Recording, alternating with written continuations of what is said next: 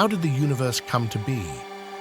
The concept that the universe commenced with a Big Bang has been ingrained in the minds of billions for years. However, the scientific consensus on this notion is not as settled as commonly believed. Many scientists recognize substantial issues with the idea, and recent images from the James Webb Space Telescope intensify these concerns. The $10 billion NASA telescope has uncovered 6 enormous galaxies that emerged shortly after the cosmic dawn, challenging existing views of the early universe with their unexpectedly rapid formation. Even the esteemed physicist Michio Kaku has broken his silence to discuss the groundbreaking image captured by the James Webb Telescope.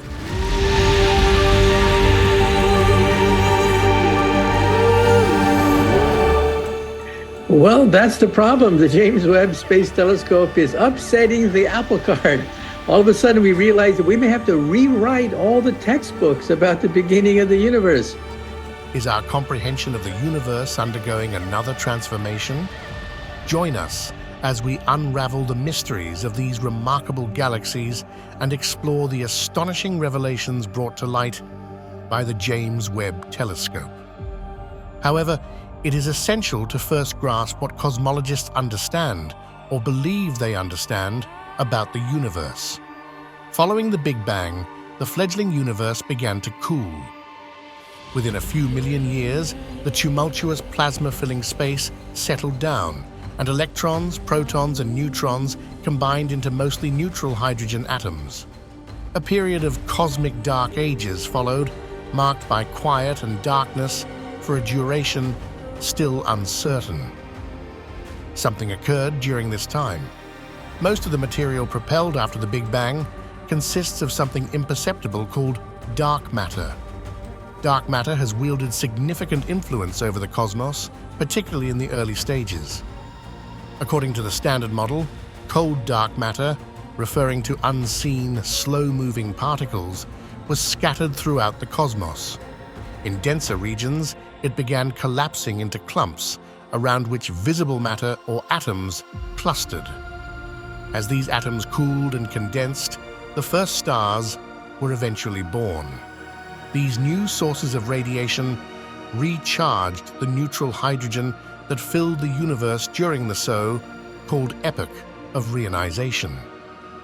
Through gravity, larger and more complex structures grew, building a vast cosmic web of galaxies. Meanwhile, everything kept flying apart.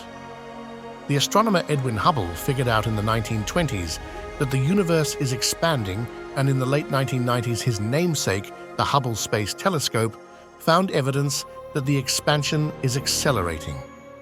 Think of the universe as a loaf of raisin bread. It starts as a mixture of flour, water, yeast, and raisins.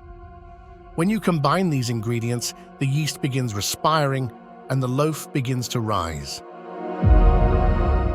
The raisins within it stand, inns for galaxies, stretch further apart from one another as the loaf expands.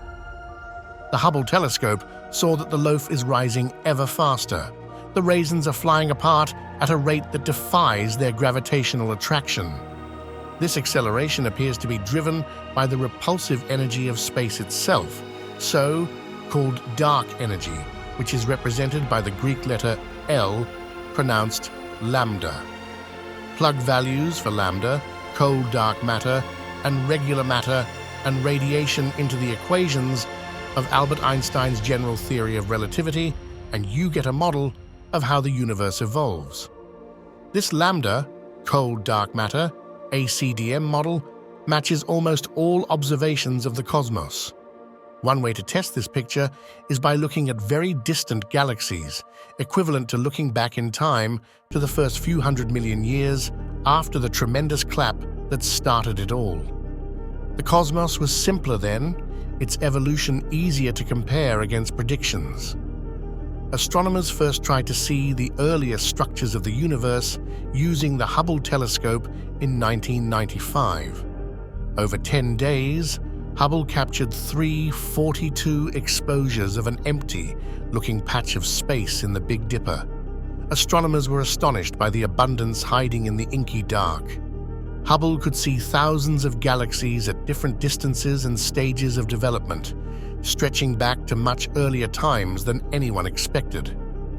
Hubble would go on to find some exceedingly distant galaxies. In 2016, astronomers found its most distant one, called GNZ11, a faint smudge that they dated to 400 million years after the Big Bang.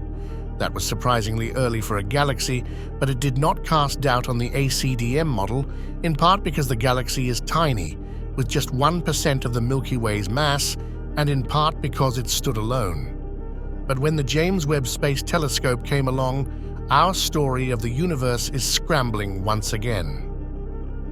NASA's $10 billion gamble, in full operation since last summer, has shown that galaxies formed much sooner after the Big Bang than scientists previously thought, and that some of them are unexpectedly large, absolutely brimming with stars. The findings have thrown scientists into a new reality in which their existing theories no longer apply. Everyone in the astronomy community knew that the Webb telescope was going to be revolutionary, and we had a very clear list of things that we thought Webb would totally blow our socks off about. Joel Leisure, an astronomer at Penn State University, said, "But the discovery of the cosmically chunky galaxies where there shouldn't be any, this was nowhere on it. No one was looking for this. Instruments like Hubble and Webb are something like time machines. When the observatories look out into the depths, they're basking in starlight that left its source eons ago and has been traveling across the universe toward us ever since." In other words, to understand the cosmic beginning, astronomers must look for the most distant galaxies. Before Webb, scientists believed that those early distant galaxies emerged at a leisurely pace. The first stars formed when clouds of hydrogen gas collapsed in on themselves and ignited. Then, gravity drew the ancient orbs together into galaxies. All of this, drawing together of disparate matter into massive cosmic neighborhoods, was assumed to have taken at least 1 billion years. Sure, the most distant galaxy that Hubble ever spotted was unexpectedly bright for the cosmic conditions of the time, indicating a larger collection of stars than should have been possible. But astronomers didn't think too much of it then. They expected that Webb, with its ultra-powerful infrared vision, would uncover the starter galaxies that they anticipated and that Hubble couldn't see. In Webb's first weeks, as astronomers raced to find the most distant galaxies ever detected, they wondered whether the data were actually wrong. The ancient galaxies were just too big and bright. A recalibration of Webb's instruments soon showed that some measurements were off, making some galaxies appear more distant than they actually were, and some claims were revised. But the big picture findings stuck. The early universe was somehow bold and brash and remarkably luminous. The objects we're finding are as massive or larger than the Milky Way, which is astounding, said Leha, who co-published a paper last week that identified 6 enormous galaxies that existed just 500 million to 700 million years after the Big Bang. One of these galaxies may have amassed 100 billion times that of our Sun.